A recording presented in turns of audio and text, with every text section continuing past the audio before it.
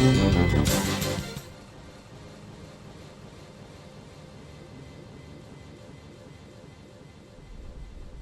na ang mga bilang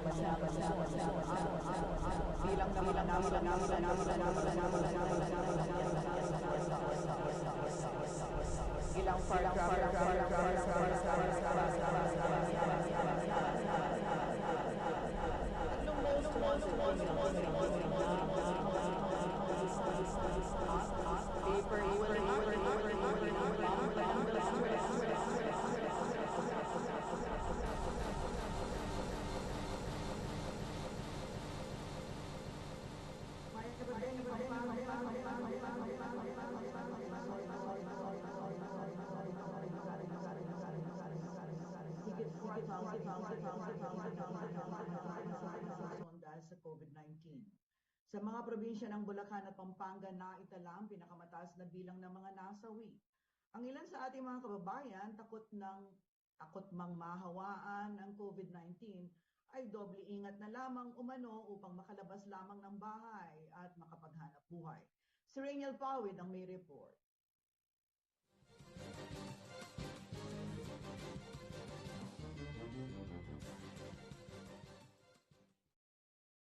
Magdadalawang taon matapos magsimula ang COVID-19 pandemic, maraming Pilipino na ang binawian ng buhay. Dito sa Central Luzon, nangunguna ang Bulacan at Pampanga sa mga probinsyang may pinakamaraming namatay na may kinalaman sa novel coronavirus. Batay sa September 15 COVID tally ng rehiyon, tumungtong na sa 1,321 ang bilang ng mga Bulakenyong namatay dahil sa COVID, habang 1,194 naman ang sa Pampanga. Sa kabuuan, 4,806 ang total death sa gitnang Luzon. 2.11% ang case fatality rate ng gitnang Luzon, pantay ito sa national rate. Ibig sabihin, 2 sa kada 100 COVID patients ang namamatay. Samantala, Pampanga at Bulacan din ang may pinakamataas na naitalang bagong kaso sa loob lamang ng isang araw nitong 15 ng Setyembre. 585 ang sa Bulacan at 317 ang sa Pampanga. Ang ilan sa ating mga karehiyon natatakot man sa banta ng COVID-19, kailangan naman umanong magpatuloy na kumayod upang mabuhay. Kaya kahit na may agam-agam ay doble ingat na lamang umano sila tuwing lalabas ng bahay. Nakakatakot talaga. Nag-iingat na lang. Wala na ibang gagawin eh. Doble ingat na lang, sir. Medyo, sir, kasi mga bata rin. May anak din ako. Bukod sa pagpapabakuna kontra coronavirus, inaagapan na rin umano ng Department of Health ang mga medical oxygen needs ng mga pagamutan. Isa ito sa mga pangunahing pangangailangan ng mga COVID patient na may severe to critical conditions at maging ng mga Delta variant carrier. Nanghingi rin tayo ng tulong sa DTI kung maaaring i-add pa, dagdagan pa yung pag-produce because apparently in other countries, yung oxygen na kailangan kapag naapektuhan ng Delta variant is twice as much as what we need in this current time. Samantala, hanggang sa katapusan ng buwan ay iiral naman ang Modified Enhanced Community Quarantine sa Bulacan at Bataan, GCQ o General Community Quarantine sa Tarlac at Modified GCQ sa Pampanga, Zambales, Nueva Ecija at Aurora. Rainiel Pawid, Cltv News. Nagpositibo sa novel coronavirus si Zambales Vice Governor J. Conghun. Ayon sa Facebook post ng Vice-Gobernador, nakaramdam siya ng lagnat at pananakit ng katawan. Samantala, patuloy naman ang paglobo ng binabantayang aktibong kaso ng COVID-19 sa buong Zambales na umabot na sa higit 1,000. Si Rainiel Pawid ang may report.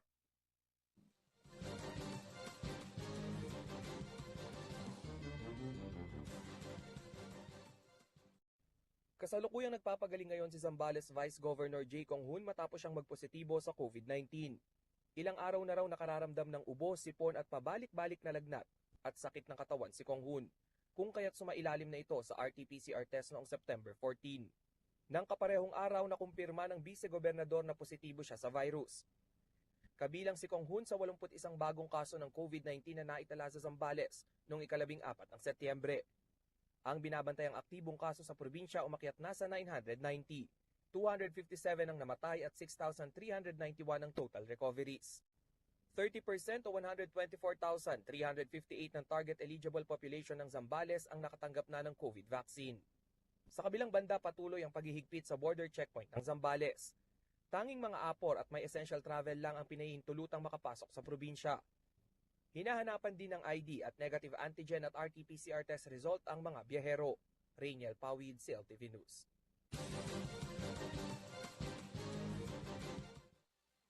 Naghahanda na ang Office of the Vice President para sa Vaccine Express na isasagawa sa Laos Group Event Center sa City of San Fernando, Pampanga bukas, September 17.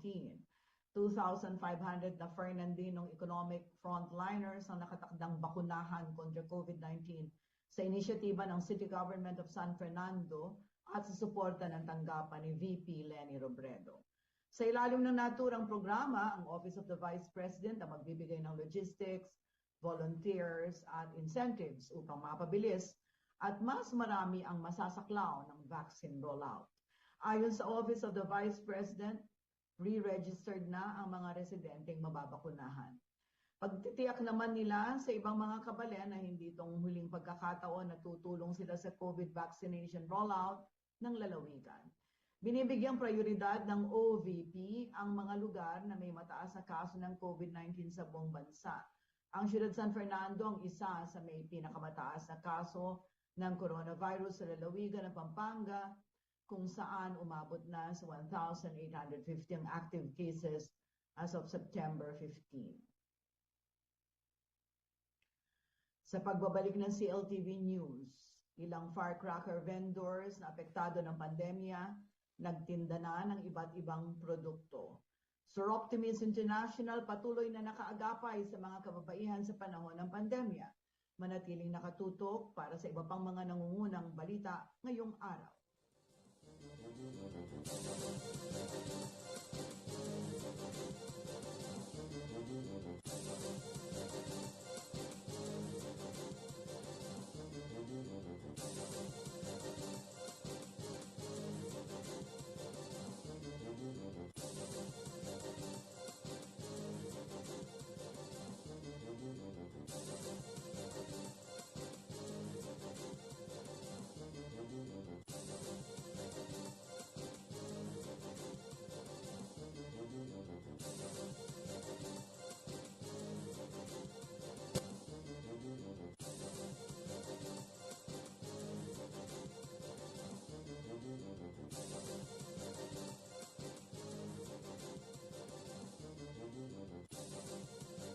Ang programang ito ay hatid sa inyo ng Fiesta Communities Incorporated at ng Houseland Development Corporation.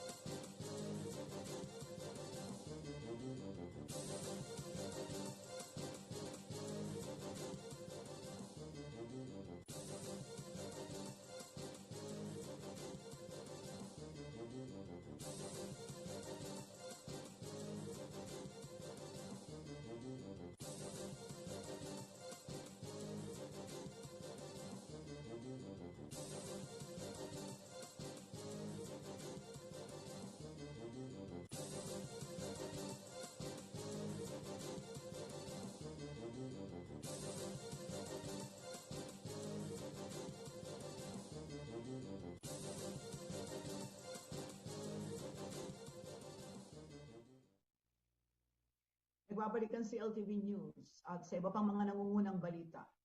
Ramdam na rin ang mga firecracker vendors sa Bukawi, Bulacan ang matinding epekto sa ekonomiya ng magdadalawang taong COVID-19 pandemic. Ang ilan sa kanila nagbenta ng ibang produkto upang maitawid ang pang-araw-araw na gastusin. Ang sitwasyon sa firecracker capital ng bansa ating alamin sa report ni Rainiel Pawid.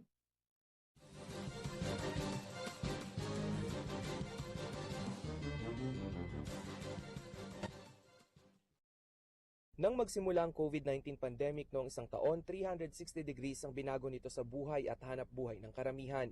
Dito sa Bukawi, Bulacan na siyang firecracker capital ng bansa. Mga nakasarang tindahan ng paputok na ang normal na eksenang iyong makikita. Bukod sa regulasyon ng pamahalaan sa paggamit ng mga paputok, talagang tumamlay raw ang negosyo dahil bawal din ang pagtitipon ngayong pandemic. Dati-rati pagtungtong pa lang ng Burmans ay abala na ang industriya ng Bukawi sa paggawa ng mga pre-order mula sa iba't ibang kumpanya at lokal na pamahalaan. Dahil sa dagok na nararanasan, ang ilang mga vendor tulad ni Marites Cruz nagtinda na lamang ng ibang produkto upang hindi sayang ang kanyang pwesto. Dahil halos lahat ay stay at home muna, kaya naman naisipan ni Marites na magtinda ng ilang gamit sa bahay. Basahan na lang po, walis tambo, dishwashing, pot holder. Yan na lang po muna ang tinitinda namin kasi po ay MECQ, non-essential po kami kaya hindi pa po kami nakakapagbukas para magbenta ng fireworks. Tanging hangad umano ni Marites na mairaos lamang ang kanilang gastusin, kung kaya't kahit na malayo sa dati niyang kinikita, ay tsinatsaga niya umanong magtinda pa. Kahit pa paano nakakakuha ng pambiling bigas, pambayad kuryente, tubig. Sa kabilang stall naman ay ang isa pang firecracker vendor na si J. Mercado. Gaya ni Marites, naglatag na rin siya ng ibang paninda. Nagtitinda-tinda na lang po ng kung ano pwedeng tinda. Halimbawa po, yung mga basahan, walis, para lang po makaraos sa pang-araw-araw. Isa pa sa mga ikinatatakot ni Jay ay ang patuloy na paglobo ng kaso ng COVID-19. Ibig sabihin, sunod-sunod na lockdown at health restrictions umano ang kaakibat nito. Bagay upang lalong ipagbawal ang ilang holiday events. Ang Christmas at New Year season lamang daw ang kanilang inaasahan upang kumita ng malaki-laking pera. Opo, talagang paluwal po ngayon kasi ang renta po, diretso. Ang bills po, diretso. Hindi naman po pwedeng di bayaran. Kaya talagang paluwal po. Umaasa naman ang mga firecracker vendor na muli silang pahihintulutan ng pamahalaan upang makapaghanap buhay. Handa umano silang tumalima sa mas pinahigpit na mga regulasyon basta't huwag lamang tuluyang isara ang kanilang mga negosyo. Higpitan na lang po yung yung kung paano po kami magtitinda. Tapos, dasal po namin, sana po matapos na yung pandemya para dire-diretso po negosyo. Sa higit 100,000 populasyon ng Bukawi, 25% o 25,000 residente ang nakikinabang sa firecracker industry. Ayon sa pamahalaang panlalawigan ng Bulacan, pag-aaralan nilang mabuti ang regulasyong maaaring ibaba sa mga nagtitinda ng paputok upang muli silang makabalik sa negosyo ngayong holiday season. Rainiel Pawid, Cltv News.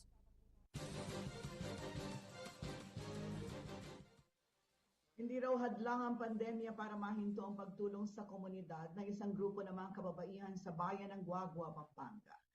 Sa panahon daw kasi ngayon, higit na kailangan ng kapwa nila babae at mga bata ang magkaroon ng kaagapay para malampasan ang mga hamon ng kasalukuyang krisis. Ang champion sa local pride na kwento ng mga miyembro ng Optimist International Guagua Chapter. Alamin sa report ni Jennifer Salenga.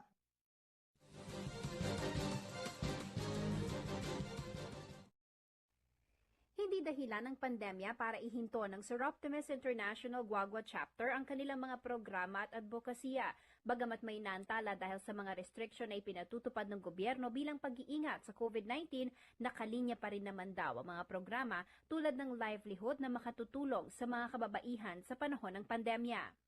Mismong ang presidente ng organisasyon na si Divine Tulio na isa ng senior citizen, limitado ang kanyang galaw alinsunod sa restrictions ng gobyerno. Ang barangay San Agustin na siyang adopted barangay na grupo, sa ngayon ay naka-lockdown daw. Gayunpaman, nakahanda na mga food packs at iba pang aktibidad para sa kanila. At ang mga project ko po ay nabibinbin dahil hindi po kami nakakalabas. Kaya actually, meron po akong nakahanda ngayon na 100 packs dahil yung nutrition months hindi nagawa. Tapos, susunod na po ngayon ang teachers month. Kaya dalawang proyekto po ang nakabinbin ko. Lahat po ng pamimigay ko nakapack na. To soon na lang po, siguro to follow, na ito ay ipamimigay. Yes. Kasi dahil nga po naka-lockdown ng San Agustin. Isa raw sa binibigyang pansin ng Sir Optimus International Guagua Chapter ang oportunidad sa trabaho para sa mga kababaihan ng Barangay San Agustin. Batid daw ng organisasyon na dahil sa pandemya, may mga nawalan ng trabaho. Kabilang sa misyon ng Sir Optimus ang pagbibigay ng training na kailangan ng mga kababaihan upang makamit ang economic empowerment. Nag-prepare na po ako ng mga para sa livelihood, i-distribute sa mga parents. Sila po ang gagawa ng face mask making ang pinagawa ko po ngayon. Yan po ang livelihood na pinagawa ko sa aking adopted barangay. Dinistribute ko na po yung mga tela, yung mga gamit, and also the sewing machines. Kaya lang po naantala nga po ng konti dahil lockdown ang aking adopted barangay. Maliban sa mga programa, tuloy din ang organisasyon sa kanilang advokasya sa pagbibigay ng edukasyon upang makamit ng mga kababaihan ang kanilang full potential.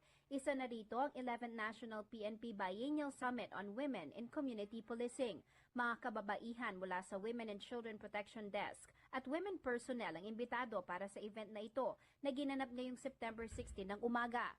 Ang tema ngayong taon, babae, kahapon at ngayon, lumalabon sa hamon ng nagbabagong panahon. Paalala naman ni Tulio ngayong pandemya sa mga magulang na gabayan ng mga anak, panatilihin ang komunikasyon sa pamilya at pangalagaan hindi lamang ang kalusugan kundi maging ang kanilang mental health. Jennifer Salenga, Cltv News.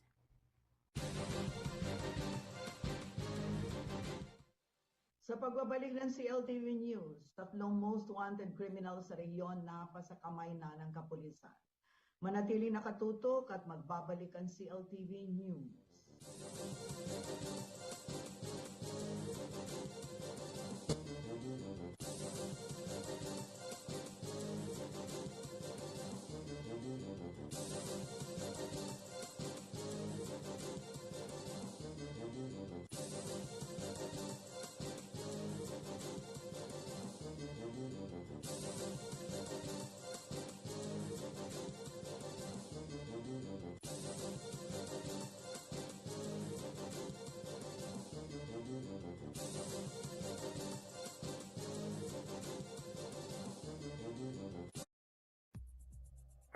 This program was brought to you by Shore 360.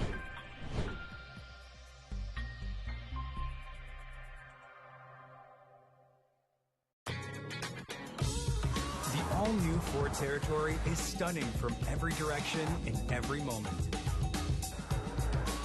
Impressive design that is distinctively Ford. With 18-inch wheels, spacious interior, and a panoramic moonroof. The all-new Ford Territory. Own the moment.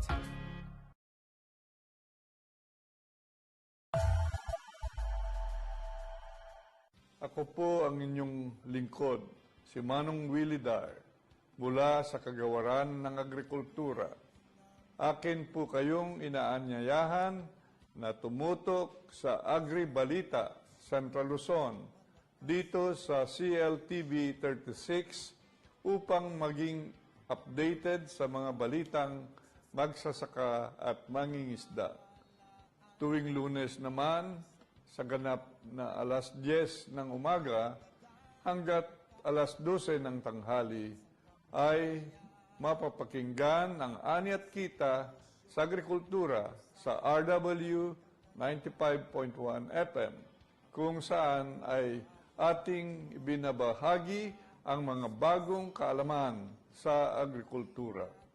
Patuloy na makilahok sa mga programa ng Kagawaran ng Agrikultura upang ating makamit ang masaganang ani at mataas na kita para sa lahat. Maraming salamat po.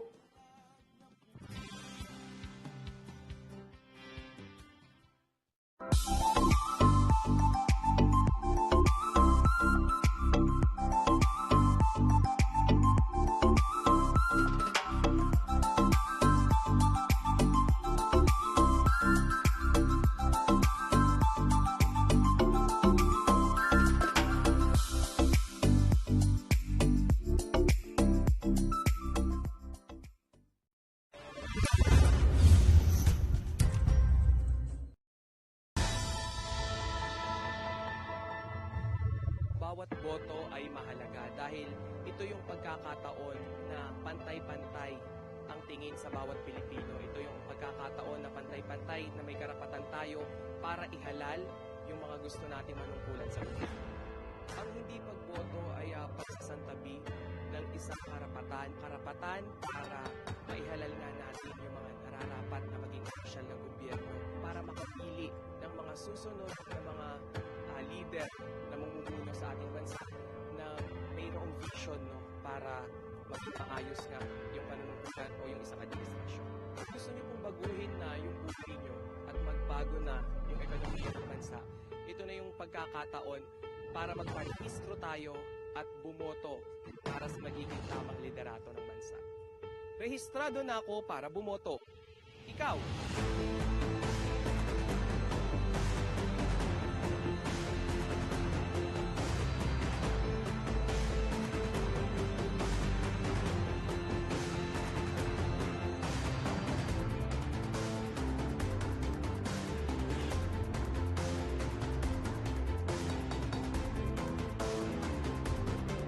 Para malabanan ang COVID-19, ang kailangan natin ay tama at totoong impormasyon, hindi fake news. Huwag kaagad maniniwala sa nababasa at naririnig. Ang pagkalat ng mga maling paniniwala tungkol sa COVID-19 ay nagdudulot ng panik, takot at maling desisyon. Laging i-double check kung saan nanggaling ang nabasa o narinig. Maging mapanuri at i-share lamang ang tamang impormasyon.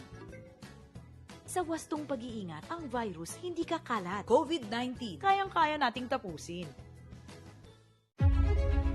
Sila ang ating mga frontliner, tinuturing na bayaning sumusugod at nagpapagod para sa kaligtasan ng sambayanan.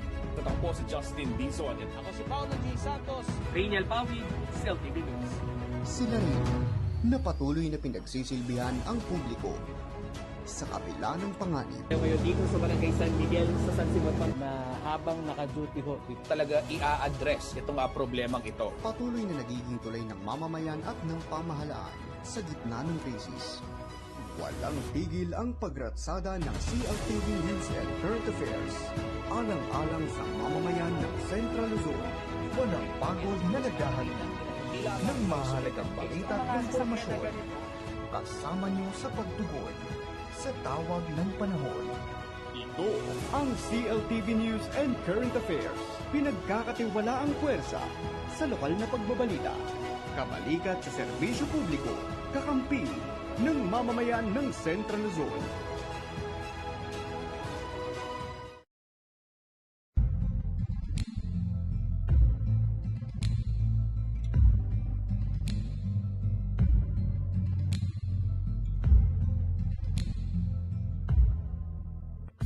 Malapit na naman ang eleksyon. Pansin mo, dami nang nagpaparamdam. Paulit-ulit na naman nating maririnig ang mga pangako ng libreng edukasyon. Trabaho para sa lahat. Tapat na serbisyo.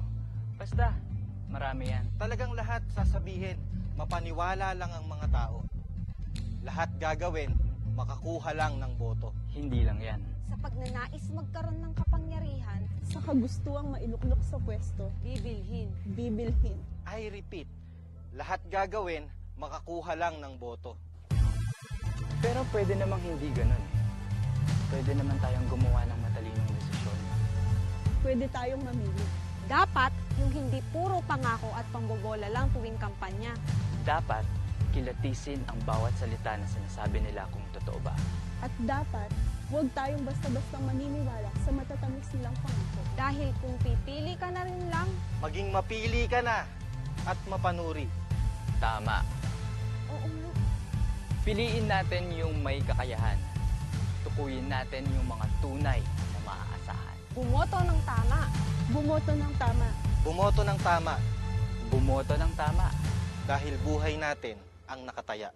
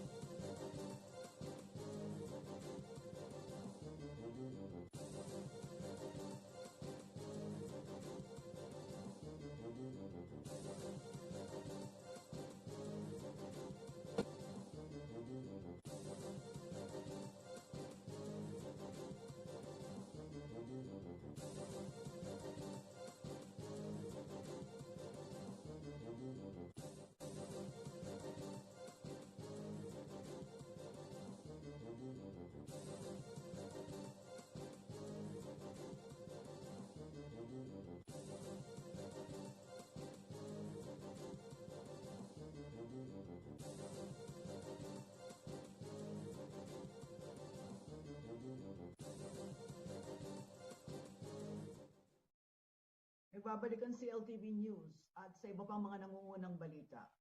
3 most wanted criminals sa Central Luzon ang inaresto ng mga otoridad sa magkakahiwalay na manhunt operation na ikinasa nito lamang Miyerkules. May detalye ng balitang yan si JM De Jesus.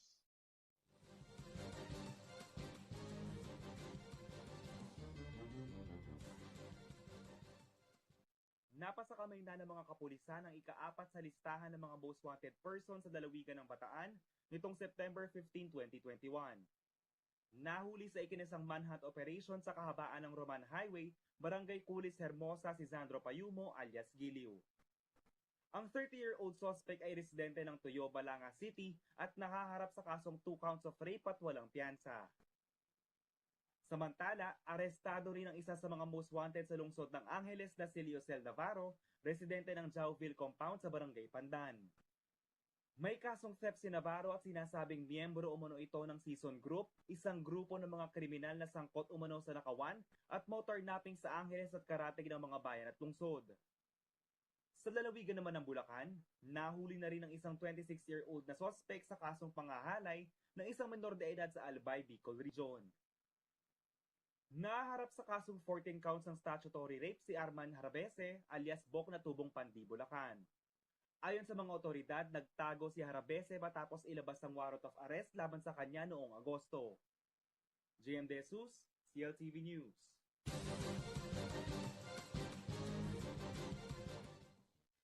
Narito naman ang isang mabilis na sulyap sa ibang mga balitang dapat mong malaman sa iba't ibang bahagi ng Central Luzon.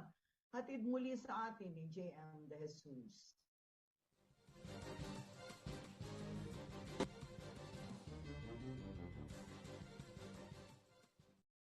Plano ngayon ng Nueva Ecija University of Science and Technology o NEUST na magtayo ng isang research center na makakatulong sa decision-making ng mga lokal na pamahalaan. Tatawagin umano itong Local Government and Regional Development Research Center o LGRDRC na magsisilbing data bank at consultant sa lokal na pamamahala. Ayon kay NEUST Center for Indigenous Peoples Education Director Arnil Gabriel, magagamit ang resulta na magiging pananaliksik sa mga komunidad at mga barangay para makagawa ng mga desisyon tungo sa kaunlaran.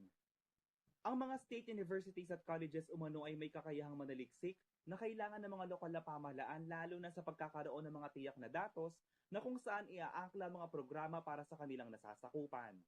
Hindi lamang mga lokal na pamahalaan sa lalawigan na maaaring matulungan kapag naipatayo ang pasilidad, kundi pati ang mga karatig bayan sa buong Central Luzon. Samantala, ipinagdiwang nitong September 15 ang ika-123 anibersaryo ng pagbubukas ng sesyon ng Malolos Congress sa simbahan ng Barasuin. Ayon kay Gobernador Daniel Fernando, dapat umanong gawing gabay ang mga naiwang aral at pamana ng Kongreso ng Malolos sa mabuting pamamahala at patuloy na paglaban ngayong panahon ng pandemya. Base sa National Historical Commission of the Philippines, ang Kongreso ng Malolos ang pinakaunang nagpasa ng pambansang budget para sa taong 1899 na nagkakahalaga ng 6.3 million pesos. Matatandaan din na sa gitna ng nooy Spanish-American War at napipintong Philippine-American War, nagbukas ang sesyon ng kongresong ito sa Barasuin matapos ilipat ng dating Pangulong Aguinaldo ang kabisera ng kanyang pamumuno mula sa Cavite patungo sa Malolos.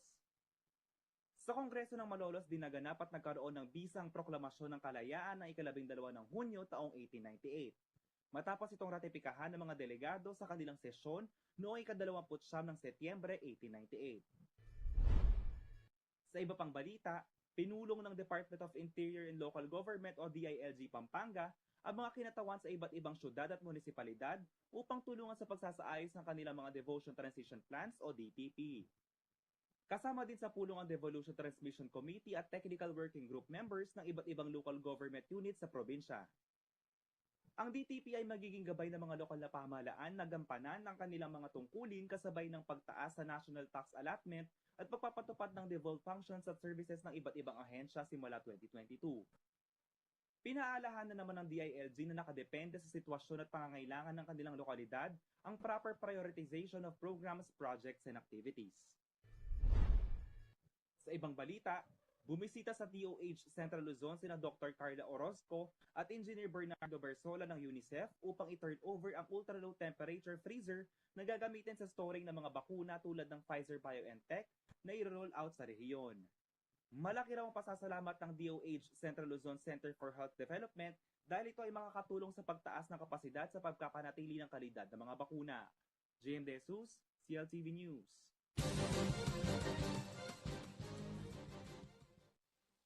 Sa pagbabalik ng CLTV News, kauna-unahang city-operated home for the aged binuksan na. Paper quilling artwork, hindi lang pampatanggal stress, maaari pang pagkakitaan. Manatiling nakatutok at magbabalikan CLTV News.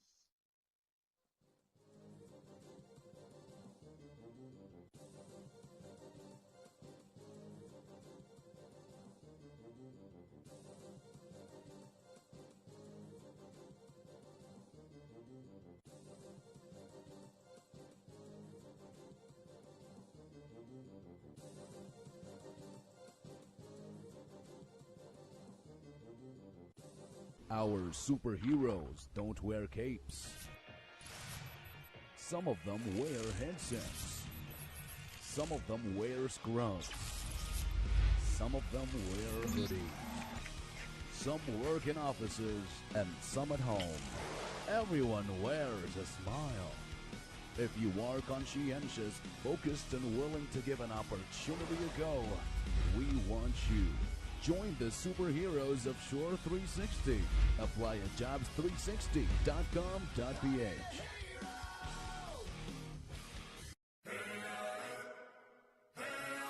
Designed to get back from any adventure.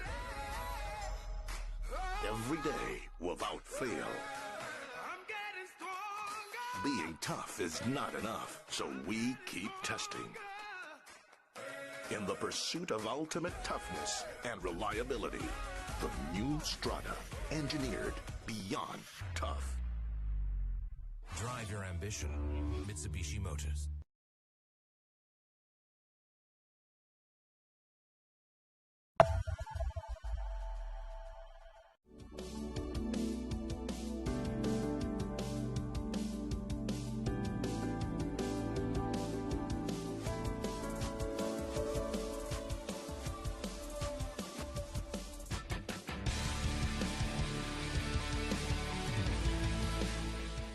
Reliable auto service brought closer to you at the Clark Freeport Zone.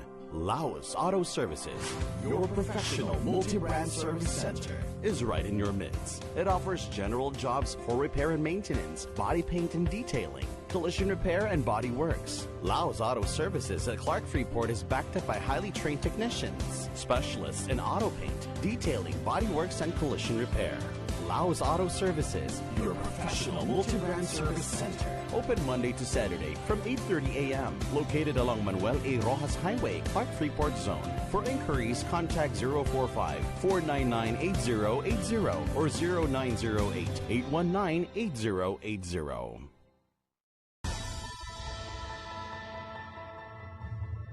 Karapatan at responsibilidad po natin ang bumoto.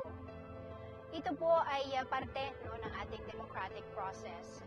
At sa pamamagitan ng pagboto, tayo po ay nagkakaroon ng pagkakataon upang pumili ng mga leader na kakatuon sa atin, susuporta sa mga mamamayan at tutugon sa pangangailangan ng mga Pilipino.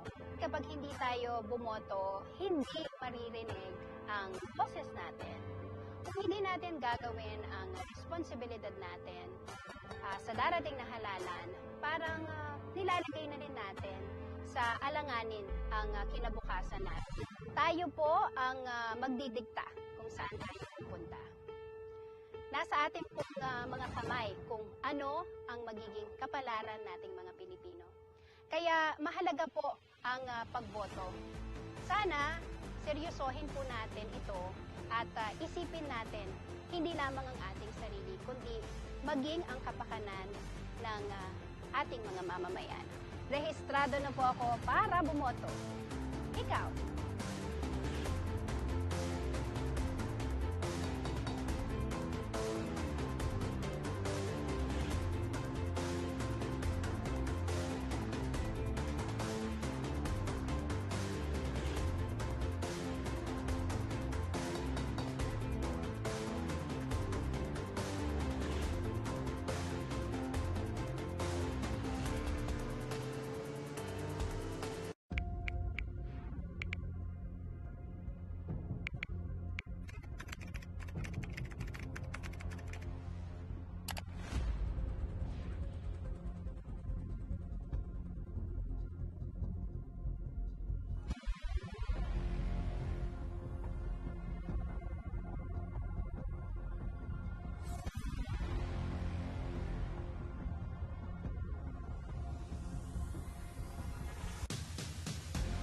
sapagkat ang pamamahayag ay paglalahad ng katotohanan at pagwawasto ng kasinungalingan. Sama sa aming layunin ang paghubog sa opinyon, paniniwala at desisyon ng iba't ibang sektor sa lokal na komunidad sa pamamagitan ng malaya at matinong talakayan. Hangad naming magkaroon ng makabuluhang parte sa buhay ng mamamayan. Ang maibigay ang kanilang karapatan para makakuha ng tama at mapagkakatiwalaang impormasyon. Sa maling impormasyon, katotohanan ang panlaban. Ito ang serbisyo namin sa inyo. CLTV at mamamayan ng Central Luzon. Magkapanalig. Magkaakibat. Magkasangga sa panibagong hamon. Kahit saan, kahit kailan. Kami ay narito. Madaling lapitan.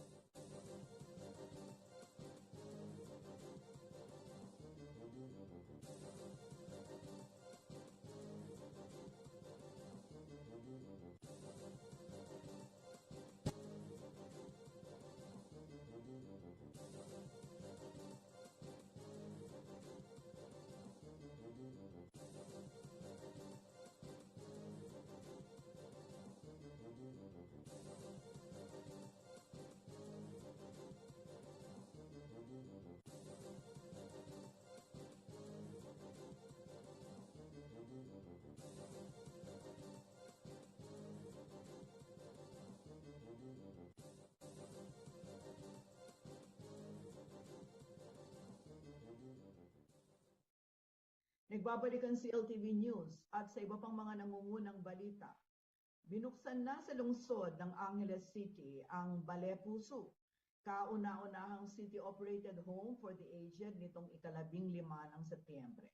Matatagpuan ang naturang pasilidad sa Barangay Santa Teresita. Ayon kay Reyna Manuel, Executive Assistant to the Mayor, kayang mag-accommodate ng naturang pasilidad ng 8 hanggang 12 individual. Ito raw ang mga kababaihang senior citizen na homeless at na-rescue nila sa mga lansangan ng Angeles.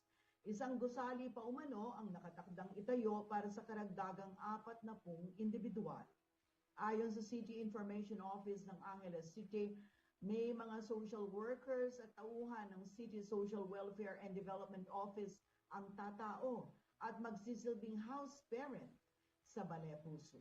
Tatanggap din ng regular check-up mula naman umano sa mga doktor at health workers sa Lazatin Memorial Medical Center ang mga lola habang ang city nutritionist ang maghahanda ng kanilang meal plan. Layon daw ng lungsod na matulungan ang lahat ng homeless na senior citizen kaya sinimulaan ang naturang proyekto. Mga karehiyon, mayroon ba kayong bagong hobby na natutunan ngayong pandemya? Marami kasi sa atin ang sumubok na ng ibang paglilibangan habang nananatili sa bahay dahil sa lockdown at work from home setup.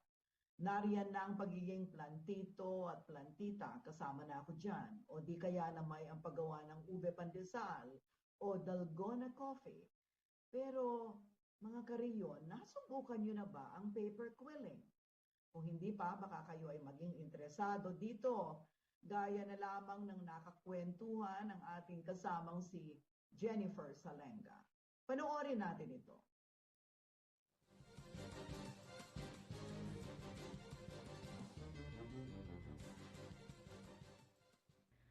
Sa panahon ng pandemya, marami sa ating mga karaniwang gawain ay nagbago, tulad na lang ng mahabang panahong pananatili sa bahay bilang pag-iingat sa COVID-19. Ang ganitong sitwasyon, nakadagdag sa pagkainip, stress at pagkabalisa ng maraming tao. Pero may mga paraan naman upang libangin at maging productive tayo kahit nasa bahay lang. Bakit hindi subukan ang paper quilling? Kakarampot na papel man sa unang tingin, nagiging masterpiece din. Ang naggagandahang artwork na yan, likha ng ating karehiyon mula sa Tarlac City na si Maybelline David. Sa paper quilling, ang mga strip ng papel ay nirorolyo gamit ang quilling tool para makabuo ng isang detalyadong disenyo. Kwento ni Mabes, 2016 na magkaroon ng interes sa paper quilling matapos makita sa isang kasamahan. Pero dahil estudyante pa siya noon, hindi pa raw niya ito binigyan ng pansin. Matapos naman ang graduation, trabaho naman ang inatupag niya. Pero nang magsimula ang pandemya at makaramdam siya ng depresyon, muling nabuhay ang kanyang pagiging artist. Last year, parang dun po na-rekindle yung kagustuhan ko ulit sa paper quilling. Kasi nga, gaya po ng sabi nyo, pandemic. So parang kailangan natin ng ibang bagay na gagawin para hindi po tayo sumpungin. So, nag-order ako ng tools for paper quilling. Parang yun yung first time na nakita ko na, ay, may mga ganito palang gamit, yung paper quilling. So, nung nag-order po ako, parang nag-try po ako gumawa. Ang kanyang unang likha ipinost daw niya sa social media at doon na nagsimula ang lahat. Ano po yun, pinost ko siya sa social media. Then may mga friends po ako na nag-reply, parang sabi nila dun sa maili ko, ba't di mo ibenta? Sabi nila kasi parang ang ganda, sabi niya, try mo ibenta, ganyan. Kasi ano yan, parang papatok yan, ganyan sabi ko sa akin. Pero parang ako, parang personal ano ko lang din, parang personal hobby ko lang din siya na pag gusto ko lang din pong ma-relax, ganyan. So parang dun ko lang din siya ginagawa. Bagamat may trabaho si Mabes, tulad ng karamihan, naka-work from home din siya. At dahil nga sa sitwasyon, maging siya, kinailangan ng outlet upang maibsan ang epekto ng pandemya sa kanyang mental health. Sobrang laki po nung naging tulong niya sa akin. Kasi yun nga, gaya po ng nabanggit ko kanina. Kasi naging outlet ko po kasi talaga siya kapag stress na, tapos kapag sinusumpong na po ng anxiety, ganyan. So kapag po kasi gumagawa na ako ng isang artwork, nawawala na po yung mga iniisip ko. Parang focus na po ako dun sa mismong artwork. November last year, dun po yung parang nag-post na talaga ako na mag-accept na po ako ng orders, ganyan. Tapos yung timing po kasi nung pag season, parang perfect po siya na na pang-gift. So, dun po yung parang madami po akong mga na-receive na orders. Then, January, parang perfect din po siya na pang-gift naman for Valentine's Day. So, yun yung time na as in marami po akong orders. Name initials at couple initials quilling ang karaniwang ino-order sa kanya. Meron din daw nagpapakustomize tulad ng mga cartoon character. Mas gusto rin daw niya ng challenge kaya diverse din ang kanyang mga nagiging subject. Isang enjoyable at perfect activity din daw ang paper quilling, hindi lamang sa mga adults kundi pati sa kids. Kahit walang paper quilling tools gamit ang papel at ballpen, maaari pa rin daw gumawa nito. Kasi pwede din naman by hand siya kung gusto mo na iikot mo siya or ballpen. Ballpen kasi yun yung una ko nung nag-start din ako. So parang yung sa tip din ng ballpen. For example, ito. Pwede din naman na ito yung gamitin mo, yung tip ng ballpen. Tapos ikot mo lang din siya. Ganun lang din siya. So makakagawa ka pa din naman ng circle kahit makakapag-roll ka pa din naman kahit wala ka na wala ka nung tool mismo na ginagamit. Madali lang naman po siya basta may outline ka na gusto mong gawin na artwork. Ang paggawa ng paper quilling, tiyaga ang kailangan. Ganito rin daw ang pag-uugaling dapat pairalin, lalo na ngayong panahon ng pandemya. Continue doing the things that you love. Kasi out of love, parang dun talaga mag-spark lahat ng kagustuhan natin. Kasi at the end of the day, parang yung sarili natin, mas makikilala natin siya kapag ginagawa natin yung mga gusto nating gawin. At yun, parang siguro yung isa pa, continue na i-challenge din natin yung sarili natin. Kahit na challenging na din yung times na meron tayo ngayon. Jennifer Salenga, CLTV News.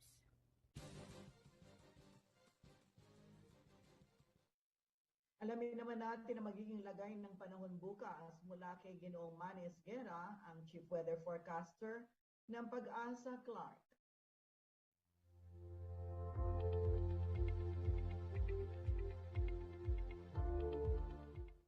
Magandang gabi po sa ating mga kababayan. Narito ang magiging lagay po ng panahon sa susunod na 24 oras. Kanina po alas 3 ng umaga ay namataan po ang isang low pressure area dyan po sa may 135 kilometers dyan sa hilagang silangan ng G1 Eastern Samar.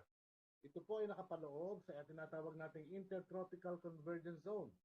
At samantala dito naman po ang naapektuhan po ay ang Palawan, ang Visayas at Mindanao. Samantala po, ang Visayas at Mindanao, kasama na po ang Bicol Region, ay magiging maulo po ang papawiri na may inaasahan po ng mga kalat-kalat ng mga pagulan, pagkidlat at pagkulog. Ito po ay dulot ng IPCC at ng low pressure area. Ang Metro Manila po at nalalabing bahagi ng bansa, kasama na po ang Pampanga, ay magiging bahagya hanggang sa Komisyon ay magiging maulap.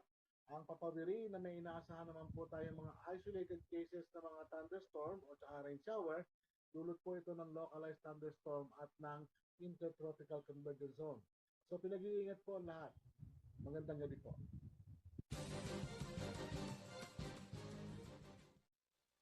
At yan ang mga balitang nakalap ng CLTV News. Para sa karagdagang detalye, maaari niyong i-follow ang aming social media pages. Bisitahin ang Facebook ng CLTV sa @CLTV36 Official at CLTV36 News. Para naman sa Twitter, mayroon din kami yan sa @CLTV36. Kung gusto nyo naman ng Instagram, meron din kami yan sa @CLTV36 Official. Kung nais nyong balikan ang mga programa ng CLTV, pwede nyong bisitahin ang aming YouTube channel sa @CLTV36 Official at ang aming website sa www.cltv36.tv. Mapapanood din ang mga programa ng CLTV nationwide via Signal Channel 115 at sa ating 39 cable partners sa buong Central Luzon. Kasama ang buong pwersa ng CLTV News and Current Affairs, ako po si Sonia P. Soto. Maraming salamat. Stay safe, mga karehiyon.